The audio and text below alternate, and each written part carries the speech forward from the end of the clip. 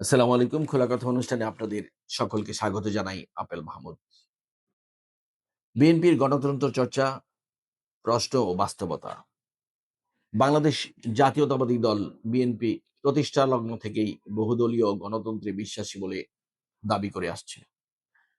সেই কারণেই দলটিকে বহুদলীয় গণতন্ত্রের ধারক ও বাহক হিসেবে অনেকেই আখ্যায়িত করেন। কিন্তু বাস্তব রাজনৈতিক পরিস্থিতি মাঝে মাঝে এই দাবির সামনে কিছু প্রশ্ন তুলে ধরে। জুলাই আন্দোলনের পর বিভিন্ন রাজনৈতিক দল ও গোষ্ঠীর পক্ষ থেকে আওয়ামী লীগকে নিষিদ্ধ করার দাবি উঠেছিল। জামায়াত, এনসিপি সহ অনেকেই এই দাবিকে জোরালোভাবে সামনে আনলেও বিএনপির পক্ষ থেকে তেমন দৃঢ় অবস্থান দেখা যায়নি। এক কথায় বলা যায়, আওয়ামী লীগ নিষিদ্ধ হোক এমন দাবিতে বিএনপি সরাসরি আগ্রহী ছিল না। ত্রয়োদশ জাতীয় সংসদ নির্বাচনকে ঘিরেও এই প্রশ্ন আরো জোরালো হয়েছে। অনেক জায়গায় বিএনপির মনোনয়ন না পেয়ে দলের ত্যাগী নেতারা স্বতন্ত্র প্রার্থী হিসেবে নির্বাচনে অংশগ্রহণ করেন। কেউ কেউ জয়ী হয়েছেন, আবার অনেকেই পরাজিত হয়েছেন। উল্লেখ্য, স্বতন্ত্র প্রার্থী হিসেবে নির্বাচনের অংশগ্রহণ করা আইন বিরোধী নয়, সংবিধান বিরোধীও নয়, এটি সংবিধানে নিষিদ্ধ নয়। কিন্তু বাস্তবে দেখা গেছে যারা বিদ্রোহী হিসেবে নির্বাচনে অংশগ্রহণ করেছেন, জয়ী বা পরাজিত, তাদের অনেকেই নানা ধরনের হয়রানি এবং নির্যাতনের শিকার হয়েছেন। অনেক ক্ষেত্রে সরকার দলীয় এমপি বা তাদের কর্মীদের দ্বারা হামলা, মামলা কিংবা সামাজিক চাপের মুখে পড়তে হয়েছে তাদের সমর্থকদেরও।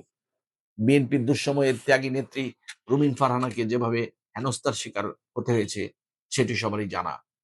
এখান থেকে প্রশ্ন ওঠে, গণতন্ত্র চর্চায় বিএনপি আসলে কতটা উদার? অনেক এলাকায় বিএনপির বিজয়ী প্রার্থীদের পক্ষ থেকেও বিদ্রোহী প্রার্থীদের নেতাকর্মীদের বাড়িতে হামলা, ব্যবসা প্রতিষ্ঠানে ভাঙচুর, এমনকি মামলা দেওয়ার ঘটনাও ঘটেছে। ফলে বহু নেতাকর্মী এখনো বাড়িঘর ছাড়া অবস্থায় দিন কাটাচ্ছেন। যে নেতাকর্মীরা গত ১৭ বছর ধরে দলটির জন্য নির্যাতন সহ্য করেছেন, তারাই আবার নতুন করে একই ধরনের নির্যাতনের শিকার হচ্ছেন। এর পাশাপাশি বিভিন্ন স্থানে আওয়ামী লীগের নেতাদের ফুলের শুভেচ্ছা জানিয়ে দলে নেওয়ার ঘটনাও তৃণমূল নেতাকর্মীদের মাঝে নতুন করে প্রশ্নের জন্ম দিয়েছে। একদিকে কাউকে দলীয় মনোনয়ন দেওয়া হলো না, অন্যদিকে স্বতন্ত্র প্রার্থী হওয়ার কারণে তাকে দল থেকে বহিষ্কারও করা হলো। অথচ যে ব্যক্তি ১৭ বছর ধরে দলটির জন্য ত্যাগ স্বীকার করেছে, তাকে একটি গণতান্ত্রিক প্রক্রিয়ায় নির্বাচনে অংশগ্রহণের কারণে শাস্তি দেওয়া, বিষয়টি তৃণমূলে নেতাকর্মীদের মধ্যে অসন্তোষ বাড়াচ্ছে। ফলে শুধু দলীয় শৃঙ্খলাই প্রশ্নের মুখে পড়ছে না, বরং বাড়ছে আভ্যন্তরীণ ক্ষোভ ও হতাশা। তৃণমূলের নেতাকর্মীরা এখন দলীয় নীতি নির্ধারকদের দিকে তাকিয়ে আছেন এই পরিস্থিতি কিভাবে সামাল দেওয়া হয় তা দেখার জন্য। কারণ এই অসন্তোষ দ্রুত সমাধান করা না গেলে সামনে দলটির জন্য বড় ধরনের রাজনৈতিক সংকট অপেক্ষা করছে, এমন আশঙ্কা উড়িয়ে দেওয়া যায় না। ধন্যবাদ সকলকে। ভালো থাকবেন।